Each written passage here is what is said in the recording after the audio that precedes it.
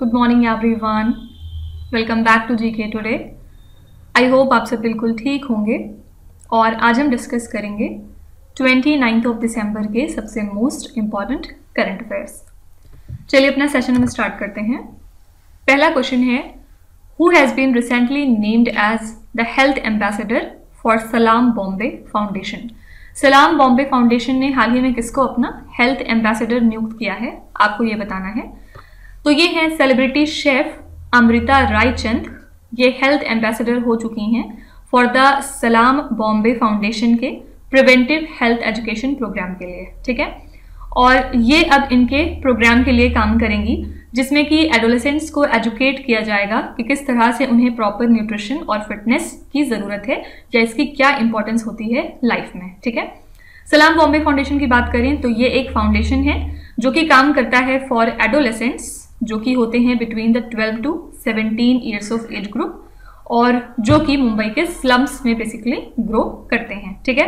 तो फाउंडेशन का जो मॉडल है ये 2 अप्रोच पे बेस्ड है जिसमें कि टोबैको को कंट्रोल करने की बात की गई है, ओके। तो सिंपली आपको याद रखना है कि सलाम बॉम्बे फाउंडेशन ने शेफ सेलिब्रिटी अमृता रायचंद को अपना हेल्थ एम्बेसडर हाल ही में नियुक्त किया है। चलिए कुछ ब्रांड्स हैं जो कि न्यूज़ में थे, इनको एक बार हम डिस्कस कर लेते हैं। इसमें कुछ ब्रांड एम्बेसडर्स भी होंगे और कुछ ब्रांड्स भी होंगे। फर्स्ट है, which cricketer has been appointed as the youth voter awareness ambassador for Jammu and Kashmir. कौन से क्रिकेटर हैं जिनको कि अपॉइंट किया गया है as the youth voter awareness ambassador, कौन से स्टेट या फिर यूनियन टेरिटरी के लिए? जम्मू एंड कश्मीर के लिए। तो ये हैं very famous cricketer Suresh Raina. State Bank of India has onboarded which Indian personality as its brand ambassador. SBI ने बनाया है MS धोनी को अपना brand ambassador. Federal Bank collaborated with which sports person for brand promotion. Federal Bank ने अपना brand ambassador नियुक्त किया है HS प्रणय को। What is the new brand identity of Tata for its electric vehicle business. Tata का नया ब्रांड क्या है इनके इलेक्ट्रिक व्हीकल बिजनेस के लिए? तो आंसर इज Tata.EV, ठीक है। कमेंट्स में जरा बताइएगा HS प्रणय कौन से स्पोर्ट्स खेलते हैं या कौन से स्पोर्ट्स से एसोसिएटेड हैं। Rafael Nadal has been named as the ambassador for which Indian technology brand. Rafael Nadal को बनाया गया है इन्फोसिस का नया brand ambassador. What is the name of the recently launched brand of National Cooperative Organics Limited? National Cooperative Organics Limited की जो recently launched brand है इसका नाम इन्होंने रख दिया है भारत के ऊपर, भारत ऑर्गेनिक्स करके, ठीक है। और लास्ट है, what is the brand name of the cotton launched by union textile ministry. हमारी टेक्सटाइल मिनिस्ट्री ने कुछ दिनों पहले एक कॉटन का नया ब्रांड नेम लॉन्च किया है जिसका नाम इन्होंने रखा है कस्तूरी कॉटन भारत, ठीक है। तो ये कुछ ब्रांड और ब्रांड एम्बेसडर थे जो आजकल काफी ज्यादा न्यूज में थे। नेक्स्ट क्वेश्चन है, Talaeieh and Nasir cruise missiles were recently unveiled by which country. ये जो 2 नाम लिखे हुए हैं तलेई एंड नासिर, ये कौन सी कंट्री की मिसाइल्स हैं आपको ये बताना है। तो यहाँ पे आंसर है ईरान कंट्री, सी ऑप्शन। और ईरान की नेवी ने हाल ही में 2 domestically produced sophisticated cruise missiles को अपनी लिस्ट में या अपने जो ऑलरेडी स्टॉक है उनका उसमें ऐड कर लिया है और इनका नाम है तलाई एंड नासिर। किस लिए ऐसा कर रहे हैं? अपनी डिफेंस कैपेबिलिटीज को और बूस्ट करने के लिए। और इनकी जो रेंज है वो लगभग 1000 किलोमीटर तक है तालिये की, और नासिर की जो रेंज है वो लगभग 100 किलोमीटर रहेगी, ठीक है। जाहिर सी बात है ईरान और वेस्टर्न पावर्स में काफी ज्यादा टेंशन चल रही है, यही रीजन है कि ईरान को अपने डिफेंस कैपेबिलिटीज को और मजबूत करने की टेंशन हो गई है। तो यहाँ पे ये दोनों मिसाइल्स कौन सी कंट्री को बिलोंग करती हैं? Answer is Iran. चलिए नेक्स्ट स्लाइड में हम कुछ मिसाइल्स देख लेते हैं जो चर्चे में थी। फर्स्ट है, what is the name of short range ballistic missile recently launched by India. हाल ही में इंडिया ने एक शॉर्ट रेंज बैलिस्टिक मिसाइल को टेस्ट फायर किया था, इसका नाम है अग्नि 1। ये अग्नि क्लास की मिसाइल थी। याद रखिएगा अग्नि क्लास की जो मिसाइल्स होती हैं इनका एक स्पेशल फीचर क्या है कि ये बैलिस्टिक मिसाइल्स होती हैं। Which country test fire the M51.3 long range ballistic missile. ये जो M513 के नाम से एक long range ballistic missile test fire की गई, ये किस कंट्री की है? तो आंसर है France. Which country signed an agreement with India to supply its Igla hand held anti aircraft missile. Igla handheld anti aircraft missile supply होगी India को, और कौन ये कर रहा है? तो आंसर है रशिया। ये मिसाइल रशिया की है, ठीक है। Which country is associated with arrow missile defence system? Arrow missile किसकी है? आंसर है इजराइल। यूजुअली आपके एग्जाम में ऐसे नाम देके मिसाइल का पूछ लेते हैं कि ये कौन सी कंट्री की मिसाइल है, तो इसलिए आपको ये ध्यान रखना जरूरी है, ठीक है। नेक्स्ट है इंडिया प्रोक्योर्ड S-400 यानी S-400 air defence missile squadrons from which country? तो इंडिया ने खरीदा S-400 air defence missile squadrons को रशिया कंट्री से। इसके अलावा रशिया की तरफ से एक और मिसाइल है जो काफी ज्यादा न्यूज में थी पिछले दिनों, इसका नाम है किंजल, ठीक है। तो अगर आपसे पूछा जाए किंजल मिसाइल किस कंट्री को बिलोंग करती है, आंसर हो जाएगा रशिया। और लास्ट क्वेश्चन है rocket force is the strategic and tactical missile force of which country? Rocket force एक स्ट्रेटेजिक और टैक्टिकल मिसाइल फोर्स है चाइना कंट्री की, ठीक है। तो रॉकेट फोर्स किस कंट्री की मिसाइल है? Answer is China. नेक्स्ट है who has recently been awarded the impact fielder of the ODI series?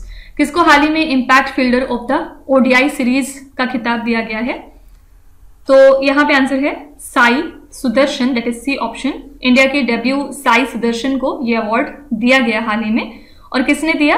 तो इंडिया के फील्डिंग कोच मिस्टर अजय रात्रा ने दिया है, ठीक है। किस लिए? क्योंकि केएल राहुल लेड साइड ने क्लिंच किया था 3 match ODI series against south Africa, ठीक है। सिंपली आपको याद रखना है कि impact fielder of the ODI series खिताब दिया गया साई सुदर्शन को। चलिए कुछ अवार्ड्स एंड ऑनर्स हैं जिनको हम रिवाइज कर लेते हैं। पहला क्वेश्चन है Chirag Chandrashekhar Shetty who is one of the recipients of major Dhyanchand Khel Ratna award 2023 is associated with which sports?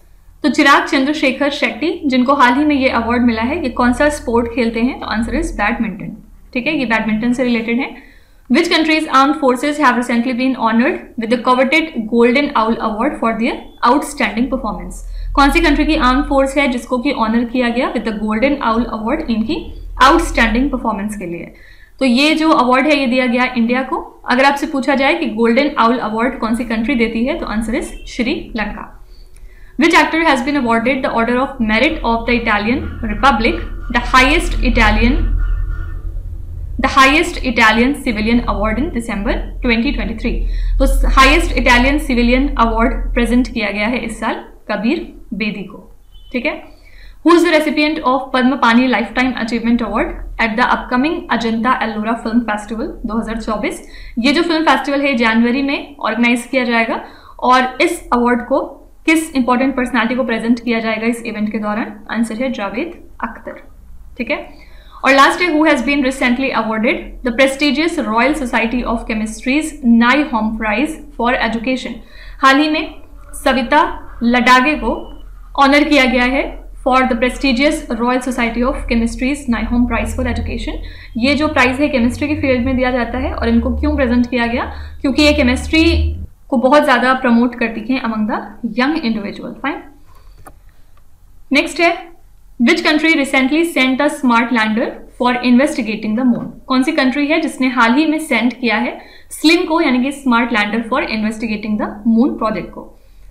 तो स्लिम एक बहुत छोटा जापानीज प्रोब है, आप ऐसे कह सकते हैं, और ये टेनिस बॉल की साइज का है लगभग, और इसको सेंड किया है जापान की एरोस्पेस एक्सप्लोरेशन एजेंसी ने, यानी कि जक्सा ने, जिसमें कि प्रिसाइज लैंडिंग डेमोन्स्ट्रेट की जाती है ऑन द ल्यूनार सरफेस।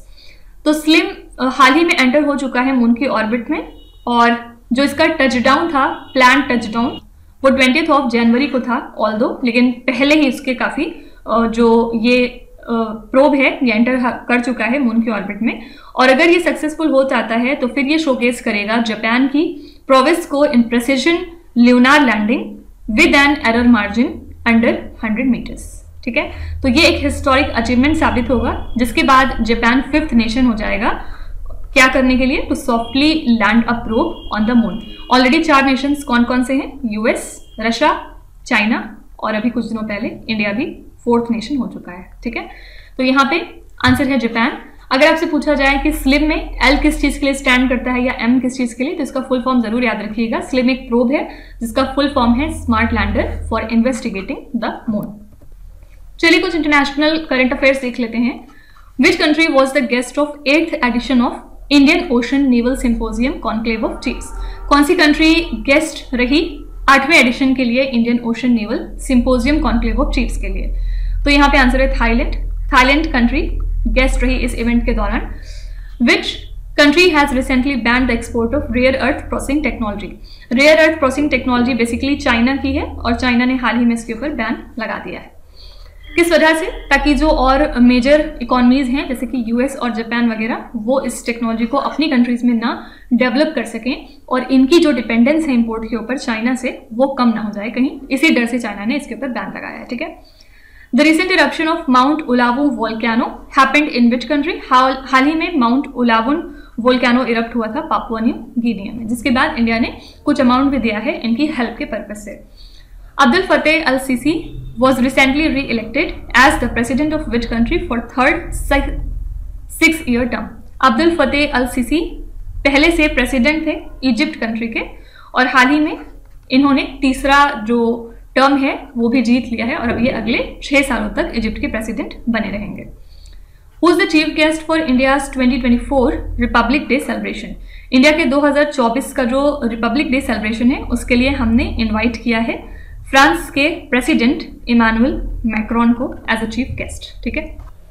फिर नेक्स्ट क्वेश्चन है, according to wild life protection society of India which state led in tiger deaths in 2023?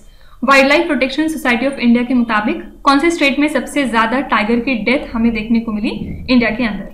तो wild life protection society of India के हिसाब से इंडिया में लगभग 204 टाइगर ऐसे हैं जिनकी डेथ हुई है।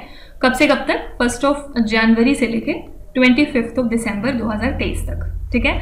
और ये हाईएस्ट टाइगर मोर्टेलिटी रही किसी डेकेड में। इंडिया के अंदर महाराष्ट्र ने इस लिस्ट को टॉप किया है जहां पे टोटल 52 टाइगर्स की डेथ हुई एक साल के अंदर अंदर। सेकेंड पोजीशन पे इसमें था मध्य प्रदेश, यहाँ पे 45 डेथ हुई है टाइगर की। और नेचुरल कॉजेस के अलावा यहाँ पे कुछ पोचिंग और रोड ट्रेन एक्सीडेंट की वजह से ये डेथ्स हुई हैं। ठीक है। ओवरऑल अगर हम बात करें तो 2018 में टाइगर की पॉपुलेशन थी 2967 इंडिया के अंदर और 2022 में ये वैल्यू बढ़ के हो गई है 3167। ओके। तो wild life protection society of India के मुताबिक महाराष्ट्र में सबसे ज्यादा टाइगर की डेथ्स हमें देखने को मिली है। चलिए कुछ स्टेट करंट अफेयर्स देख लेते हैं। पहला क्वेश्चन है, Devanahalli heritage railway station that was in news recently is located in which Indian state? ये जो रेलवे स्टेशन है ये कर्नाटका का है और किस वजह से न्यूज में है? क्योंकि कर्नाटका ने अपने कुछ रेलवे स्टेशंस को चूज किया है for restoration and preservation as heritage site. इसमें है जैसे कि दोद्दाजला, देवनाहल्ली, इसके अलावा अवातीहल्ली, ये सारे जो यहाँ पे रेलवे स्टेशंस हैं इनको चूज किया है कर्नाटका ने for restoration and preservation as heritage site. तो ये जो स्टेशंस हैं ये 1900s में इनॉग्रेट हुए थे और इनकी एक आर्किटेक्चरल हिस्ट्री भी है। तो इनका जो रेस्टोरेशन है वो जरूरी है जिससे कि हम नेचुरल ब्यूटी को हाईलाइट कर सकें और जो टूरिज्म के कल्चर और ट्रेडिशंस हैं उनको थोड़ा सा इनहेरिट कर सकें। ठीक है। तो ये रेलवे स्टेशन किसका है? आंसर है कर्नाटका। नेक्स्ट है, स्त्यांगकुंग village shrine of Islamic preacher Akhoon Mohammad Sharif is located in which state और द यूनियन टेरिटरी? ये कहाँ पे है इनकी श्राइन? आंसर है लद्दाख। और किस वजह से न्यूज में है? क्योंकि इसको इंक्लूड किया गया है सस्टेनेबल डेवलपमेंट प्रोग्राम में। किसने इंक्लूड किया है? कारगिल डेवलपमेंट अथॉरिटी ने। किस वजह से? ताकि इसको प्रिजर्व किया जा सके एज अ हेरिटेज साइट। तो अगर इसका एक बार रेस्टोरेशन हो जाएगा तो जाहिर सी बात है जो विलेज है उसका डेवलपमेंट काफी ज्यादा बूस्ट हो जाएगा। तो ये विलेज श्राइन कहाँ पे है? Answer is Ladakh. As per the India skills report 2024 which state is the most preferred state to work? India skills report 2024 के मुताबिक ज्यादातर लोग केरला में काम करना चाहते हैं और केरला साबित हुआ as the most preferred state. Church of Epiphany that has recently secured prestigious UNESCO Asia Pacific award for cultural heritage conservation is located in which Indian state? Church of Epiphany जिसको कि हाल ही में मिला है प्रेस्टिजियस यूनेस्को का Asia Pacific award for cultural heritage conservation, ये कौन से स्टेट में लाई करता है? Answer is Haryana. ठीक है। अच्छा, इसके अलावा ये जो क्वेश्चन है ये हमने कल ही डिस्कस किया है, तो आपको जो रेस्ट 2 और साइट्स हैं उनका नाम कमेंट्स में मेंशन करना है जो कि पंजाब से बिलोंग करती हैं, उनको भी यूनेस्को ने अपना एशिया पैसिफिक अवार्ड दिया है। The queen of millets Raimati Ghiuria who was making news recently is from which Indian state? Raimati Ghiuria को G20 के इवेंट पे इनवाइट किया गया था और इनको क्वीन ऑफ मिलेट्स का खिताब यहाँ पे दिया गया क्योंकि ये मिलेट्स की बहुत सारी ऐसी वैरायटी है जो ये प्रेजर्व करती हैं और काफी इसको प्रमोट करती हैं, और ये कौन से स्टेट को बिलोंग करती हैं? तो आंसर इज ओडिशा। ठीक है, आपसे ये भी पूछा जा सकता है कि क्वीन ऑफ मिलेट्स का टाइटल किसको दिया गया G20 के इवेंट पे? आंसर है रायमती घ्यूरिया। नेक्स्ट है the recently launched my iGOT and VIKAS are related to which government initiative? ये जो इनिशिएटिव्स हैं ये किसके अंडर में काम करेंगे, आपको ये बताना है। आंसर इज मिशन कर्म योगी। ये गवर्नमेंट की कैपेसिटी बिल्डिंग स्कीम है हमारे सिविल सर्वेंट्स के लिए, और इसको कुछ नए फीचर्स के साथ एक्सटेंड किया गया है, जहां पे हमारे जो यूनियन मिनिस्टर हैं डॉक्टर जितेंद्र सिंह, इन्होंने लॉन्च किया माई IGOT को और ब्लेंडेड प्रोग्राम्स और क्यूरेटेड प्रोग्राम्स को on the digital I God Karmayogi platform. ठीक है, तो ये जो स्कीम है ये प्रोवाइड करेगी कुछ टारगेटेड कोर्सेज को जो कि इंडिविजुअल और ऑर्गेनाइजेशनल नीड से मैच करेंगे, और इसके अलावा विकास एक ब्लेंडेड कोर्स है, किस तरह से आप डेवलप कर सकते हैं functional, behavioural and technological competencies को among the mid level civil servant. ठीक है, इस एक्सटेंशन का बेसिक एम है सिविल सर्वेंट्स को ग्रूम करना ताकि वो और ज्यादा इनोवेटिव हो सकें, प्रोग्रेसिव हो सकें और टेक्नोलॉजी इनेबल्ड हो सकें। ठीक है, तो यहाँ पे आंसर है मिशन कर्म योगी। अगर आपसे पूछा जाए कभी भी कि मिशन कर्म योगी के बेनिफिशियरीज कौन है, तो आंसर है सिविल सर्वेंट्स। चलिए कुछ न्यूली लॉन्च्ड इनिशिएटिव्स देख लेते हैं। The payment security mechanism for e buses that was recently in news is a joint initiative between India and dash. Payment security mechanism for e buses ये एक जॉइंट इनिशिएटिव है between India and the US। Viksit Bharat @2047 initiative which was launched recently aims to। Viksit Bharat @2047 initiative का aim है youth को engage करना जिससे कि वो अपने आइडियाज को कंट्रीब्यूट कर सकें। Engage youth to contribute the ideas. Youth for Unnati and Vikas with artificial intelligence initiative is a collaboration between ministry of electronics and IT and which other company. तो युवा AI इनिशिएटिव है एक collaboration between ministry of electronics and IT along with Meta। Which European country has withdrawn from China's Belt and Road Initiative in 2023? हाल ही में Italy ने decide किया है कि अब वो चाइना के बेल्ट एंड रोड इनिशिएटिव को विथड्रॉ करेंगे, और कुछ दिनों पहले 1-2 महीने पहले फिलीपींस कंट्री ने भी चाइना के बेल्ट एंड रोड इनिशिएटिव को विथड्रॉ कर दिया था। UNICEF generation unlimited launch green rising initiative eight COP28 in collaboration with which country? UNICEF के जनरेशन अनलिमिटेड ने लॉन्च किया ग्रीन राइजिंग इनिशिएटिव को COP28 के दौरान किस कंट्री के साथ कोलैबोरेट करके? तो आंसर है India. JT60SA, the world's largest and the most advanced nuclear fusion reactor, is a joint initiative between the European Union and which other country? JT60SA दुनिया का सबसे बड़ा और एडवांस्ड न्यूक्लियर फ्यूजन रिएक्टर है। ये एक ज्वाइंट इनिशिएटिव है between the European Union and Japan. Okay, next है who has been nominated by the president as the new executive chairperson of NALSA recently? हाल ही में किसको नॉमिनेट किया गया है as the new executive chairperson of NALSA? तो हमारी प्रेसिडेंट द्रौपदी मुर्मू ने नॉमिनेट किया जस्टिस संजीव खन्ना को as the new executive chairperson of NALSA. NALSA का फुल फॉर्म क्या होता है? National legal services authority. ठीक है, तो कन्वेंशन के मुताबिक जो सेकंड सीनियर मोस्ट जज होते हैं सुप्रीम कोर्ट में वो इस पोस्ट को ऑक्यूपाई करते हैं, और इनका टास्क होता है कि फ्री लीगल सर्विसेज प्रोवाइड करना to the poor and marginalised. तो जस्टिस खन्ना अपेक्स कोर्ट के यानी सुप्रीम कोर्ट के सेकंड सीनियर मोस्ट जज हैं, और इन्होंने ये रिस्पॉन्सिबिलिटी ले ली है फ्रॉम जस्टिस संजय किशन कौल, जिन्होंने अपने ऑफिस से डेमिट किया है ऑन 25 दिसंबर अपने रिटायरमेंट के बाद। ठीक है, तो 2 बातें याद रखिएगा। अब नेक्स्ट एग्जीक्यूटिव चेयरपर्सन नालसा के हो जाएंगे जस्टिस संजीव खन्ना। किससे इन्होंने अपनी इस पोजीशन को टेक ओवर किया है? तो आंसर है जस्टिस संजय किशन कौल। चलिए कुछ पर्सनालिटीज को एक बार देख लेते हैं जो आजकल न्यूज में थी। फर्स्ट है who is the new chairman appointed to head the Maharashtra state backwards class commission? हाल ही में Maharashtra state backward class commission के नए चेयरमैन अपॉइंट हो चुके हैं जस्टिस सुनील शुक्रे। ठीक है, justice Sunil Shukre. Who has been appointed as the head coach of Indian cricket team by the Board of Control for Cricket in India? BCCI ने appoint किया है राहुल द्रविड़ को as the head coach of Indian cricket team. Who was appointed as the director of the Special Protection Group? हाल ही में नए director बन चुके हैं स्पेशल प्रोटेक्शन ग्रुप के mister Alok Sharma. David Cameron has been appointed as the foreign secretary of which country? David Cameron बन चुके हैं नए फॉरेन सेक्रेटरी यूके के. K N. Shanth Kumar has been appointed as the chairperson of which institution? K N. Shanth Kumar नए चेयरपर्सन बन गए हैं प्रेस ट्रस्ट ऑफ इंडिया के. ठीक है, नेक्स्ट है who has one the women singles title at the national badminton championship 2023 held recently in Guwahati?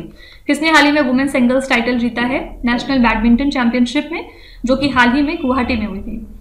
तो यहाँ पे आंसर है अनमोल खर. इन्होंने जीता है women singles title at the Yonex sunrise 85th senior national badminton championship, जो कि हुई है गुवाहाटी असम में. ठीक है, चलिए इंपॉर्टेंट विनर्स एक बार देख लेते हैं. Which university has one the Maulana Abul Kalam Azad trophy 2023? Maulana Abul Kalam Azad trophy को किस यूनिवर्सिटी ने जीता है? आंसर है गुरु नानक देव यूनिवर्सिटी. ठीक है, इसने जीता है Maulana Abul Kalam Azad trophy. Which film won the Golden Royal Bengal Tiger Award for being the best film at the 29th Kolkata International Film Festival? जो 29th एडिशन था कोलकाता इंटरनेशनल फिल्म फेस्टिवल का, इसमें golden royal Bengal tiger award जीता है किस movie ने? Children of nobody, इस movie ने. ठीक है, which racing driver won the Abu Dhabi grand prix? Abu Dhabi grand prix के विनर है Max Verstappen. Which country won the Sultan of Johor cup title in 2023? ये जो title था ये इस साल जीता है जर्मनी कंट्री ने. Swati Nayak who was in the news has won which award? Swati Nayak ने इस साल का prestigious Norman E Borlaug award जीता है, जो कि एग्रीकल्चरल फील्ड में दिया जाता है. ठीक है, नेक्स्ट है what is the name of India's first home grown mRNA vaccine for कोविड-19? जो कोविड-19 के लिए पहली बार इंडिया ने indigenous home grown mRNA vaccine create की है, उसका नाम क्या है?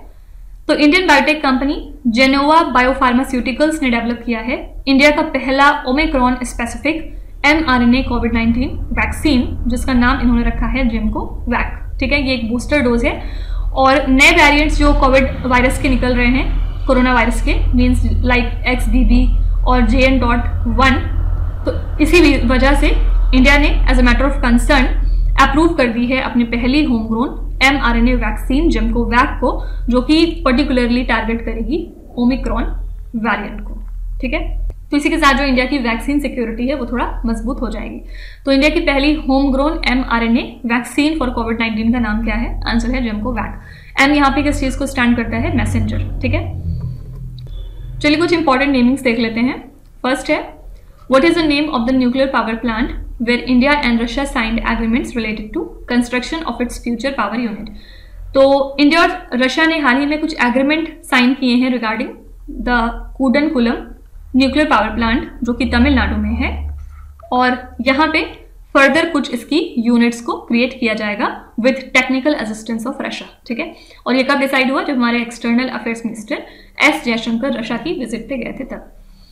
INS Imphal, which is India's first naval asset named after a city in northeast India, is a dash. INS Imphal, जो कि इंडिया की पहली नेवल एसेट है, ये क्या चीज है? एयरक्राफ्ट कैरियर है, डिस्ट्रॉयर है, सबमरीन है, फ्रिगेट है, क्या है? तो यहाँ पे आंसर है डिस्ट्रॉयर. ओके, हाल ही में इसको कमीशन कर दिया गया है मुंबई में, और इसी के साथ ये पहली नेवल वेसल है जिसको कि एक सिटी के ऊपर नेम किया गया है from the north eastern region Imphal, ताकि इम्फाल के रोल को हम एम्फेसाइज कर सकें इन नेशनल सिक्योरिटी. ठीक है, तो ये क्या चीज है? आंसर है डिस्ट्रॉयर.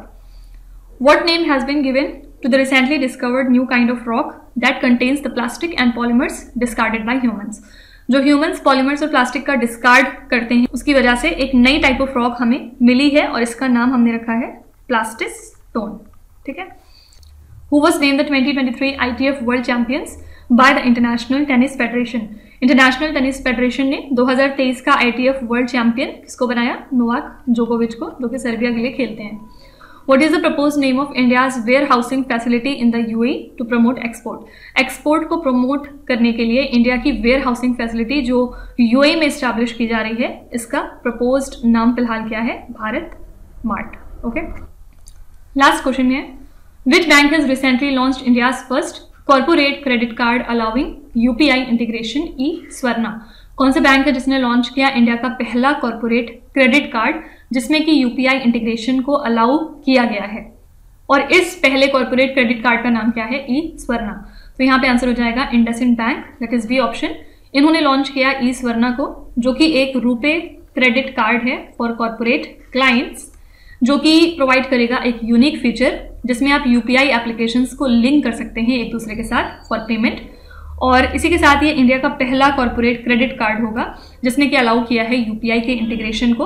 और इस स्वर्णा का टारगेट है वो सारे स्मॉल मीडियम एंटरप्राइजेस जिनको कि business plus travel rewards card चाहिए होता है. ठीक है, तो सिंपली याद रखिएगा इंडिया का पहला कॉर्पोरेट क्रेडिट कार्ड का नाम क्या है? ई स्वर्णा. और ये किस बैंक का है? तो आंसर है इंडसइंड बैंक. कुछ बैंकिंग करंट अफेयर्स देख लेते हैं. विच bank has recently launch the नारी शक्ति सेविंग्स अकाउंट? नारी शक्ति सेविंग्स अकाउंट लॉन्च किया है बैंक ऑफ इंडिया ने. What prestigious Indian institute is setting up the Kotak School of Sustainability in association with Kotak Mahindra Bank? तो IT Kanpur ने Kotak Mahindra bank के साथ कोलैबोरेशन किया है और अब वो मिल के सेटअप करेंगे कोटक स्कूल ऑफ सस्टेनेबिलिटी को. Which is the sponsor bank of the national asset reconstruction company? NARCL यानी कि नेशनल एसेट रिकंस्ट्रक्शन कंपनी की स्पॉन्सर बैंक है Canara bank. Which bank has introduced UPI based digital RuPay credit card? Answer is IDFC first. इन्होंने introduce कराया UPI based digital RuPay credit card. The world bank sponsored RAMP scheme belongs to which ministry? RAMP scheme काम करती है under ministry of MSME. सारे लोग comments में बताएंगे कि रैम का फुल फॉर्म क्या होता है. अभी कुछ दिनों पहले मैंने आपको बताया है. तो इसी के साथ हमारा यहाँ पे सेशन खत्म होता है. आज के जितने भी इंपॉर्टेंट क्वेश्चन थे वो हमने रिवाइज कर लिए. आई होप कि आपने सेशन को एंजॉय किया होगा और काफ़ी कुछ डेफिनेटली आप नया सीख के जा रहे होंगे. चलिए आपकी क्विज पे चलते हैं जहाँ पे आपको स्क्रीन पे 5 क्वेश्चंस दिखाई दे रहे होंगे. ये क्वेश्चंस ऑलरेडी हम पीछे कहीं ना कहीं डिस्कस कर चुके हैं. तो अब यहाँ पे आपको वीडियो को पॉज करना है, हर क्वेश्चन को ध्यान से पढ़ना है और इसमें से आपको जितने भी आते हैं आप उनका जवाब कॉमेंट्स में मैंशन कर सकते हैं. और जो नहीं आते उसके लिए बिल्कुल भी परेशान होने की ज़रूरत नहीं है. विथ टाइम डेफिनेटली आपका स्कोर इम्प्रूव करेगा. बस आपको हमारे साथ कंसिस्टेंट और परसिस्टेंट रहने की ज़रूरत है. So that's it for today. I hope you have like the session. आज का सेशन आपको कैसा लगा आप ज़रूर बताइएगा कमेंट्स में. साथ ही साथ आपका कोई भी रिव्यू है, फीडबैक है या फिर सजेशन है तो वो भी आप हमें बता सकते हैं. हमें जानकर खुशी होगी और हम पूरी कोशिश करेंगे उसको इम्प्लीमेंट करने की. तो कल फिर हम मिलेंगे सेम टाइम सेम जगह कल के करंट अफेयर्स के साथ. Till then stay tuned. Thank you so much for watching and please do not forget to subscribe to GK Today. With this, Meenu Satsana signing off.